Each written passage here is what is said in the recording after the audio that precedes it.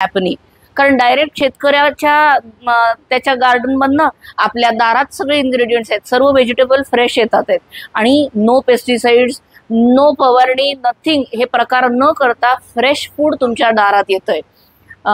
Mobile ॲपचं link माझ्या बायोमध्ये available आहे आणि इथे मिळणारे सर्व डिस्काउंट्स त्याचे कुपन कोड इथे खाली तुम्हाला दिसतच असतील।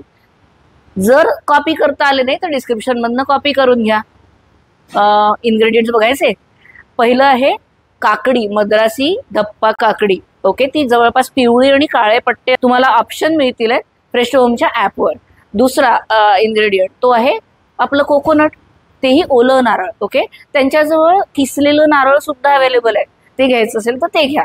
एक नारळ लागतं, साधारणतः एवढा मोठं एक 500 ग्रामचं काकडी असते, त्यातलं सगळं सालन वगैरे काढलं की तेवढी एक 4 ते 5 माणसांना पुरते।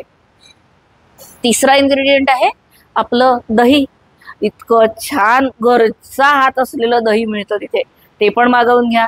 मग राहिला प्रश्न तेल, मोहरी, थोड्या मिरच्या, हिरव्या मिरच्या अशा मस्त बेडग्या मिरच्या इतक्या सुंदर मिळतात, त्या पण मागवून घ्या। आणि सॉल्ट तुम्हाला जे तुमच्या घरात आहे तेच वापरायचं आहे।